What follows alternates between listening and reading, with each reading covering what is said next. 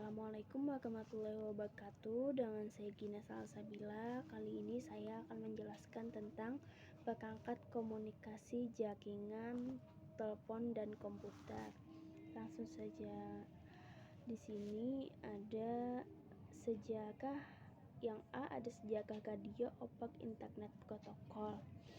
Gaib awalnya ditemukan oleh David Cameron, seorang radio amatir yang berasal dari Vancouver, British Columbia. Pada tahun 1998, David membuat Internet Radio Linking Project atau IRLP.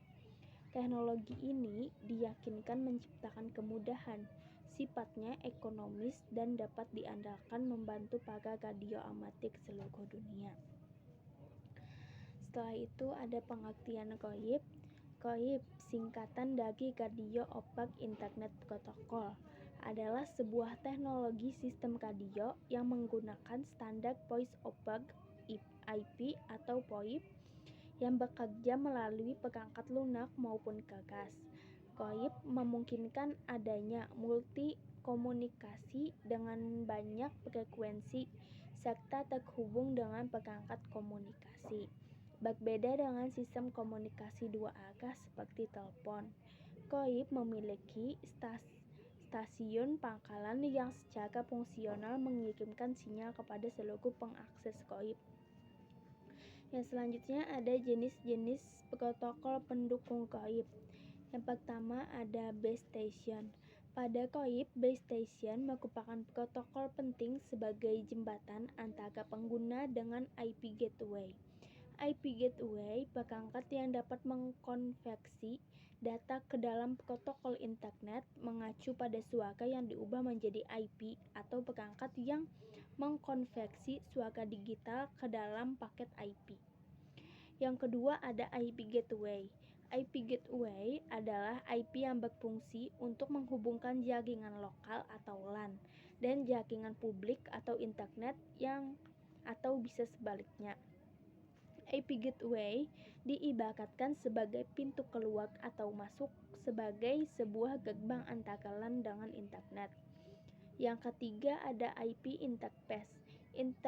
Internet Protocol Address atau disingkat alamat IP adalah label numerik yang ditetapkan untuk setiap perangkat yang terhubung ke jaringan komputer yang menggunakan protokol internet untuk komunikasi. Alamat IP memiliki dua fungsi utama, host atau identifikasi antarmuka jaringan dan pengalaman lokasi.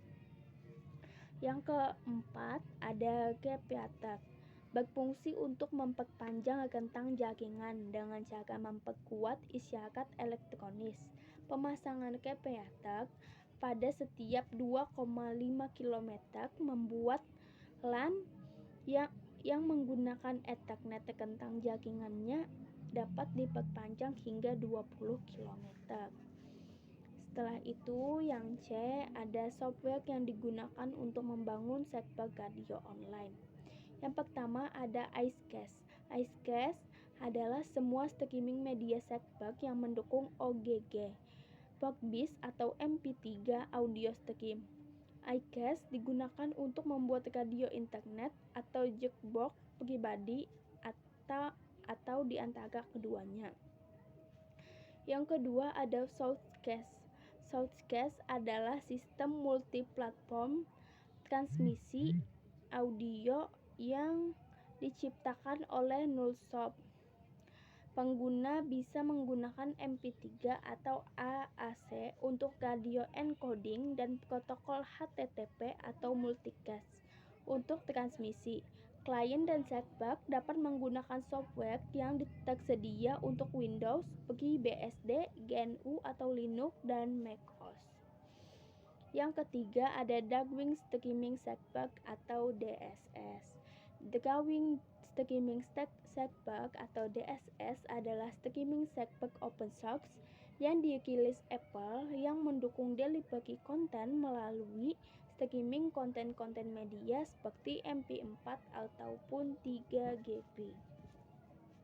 Yang D Cari informasi tentang perangkat komunikasi pada jaringan telepon dan komputer. Yang pertama ada berbasis kabel atau wireline. 1. Kabel tembaga dikenal sebagai elemen yang paling kompatibel untuk peralatan listrik. Tembaga adalah kain yang memiliki karakteristik kerap yang sangat baik untuk menunjukkan keuntungan selama penyambungan kabel. Yang kedua ada fiber optik. Ini terdiri dari salah satu lebih untayan kaca atau silika. Ini pada dasarnya adalah pandu gelombang dielektrik yang bekerja pada frekuensi optik. Fiber optik menggunakan prinsip refleksi internal total untuk mengirimkan kekuatan elektromagnetik dalam bentuk foton atau partikel cahaya. Yang ketiga ada kabel hybrid, memiliki kekuatan teknik tensil, strength, dan fleksibilitas yang tinggi dalam ukuran kabel yang ringkas. Kabel hybrid ini dibagi menjadi dua, yaitu kabel hybrid 1 XXU dan kabel hybrid 3 XXU. Setelah itu ada nick kabel atau wireless. Yang pertama ada Base Transceiver Station atau disingkat BTS, adalah sebuah infrastruktur telekomunikasi yang memfasilitasi komunikasi kabel antara peranti komunikasi dengan jaringan operator. Yang kedua ada BSC, merupakan simpul konsentrator untuk menghubungkan dengan core network. Dalam jaringan GSM, umumnya sebuah BSC dapat mengatur 70 buah BTS. Yang ketiga ada MSC, merupakan inti dari jaringan seluler, di mana MSC berperan untuk interkoneksi hubungan pembicaraan baik antar pelanggan seluruh maupun antar seluler dan jaringan telepon kabel PTSN ataupun jaringan data. Yang terakhir ada SMSC, adalah kombinasi perangkat keras dan perangkat lunak yang bertanggung jawab memperkuat, menyimpan, dan meneruskan pesan pendek antara SMS dan piranti bergerak. Sekian penjelasan saya. Terima kasih. Wassalamualaikum warahmatullahi wabarakatuh.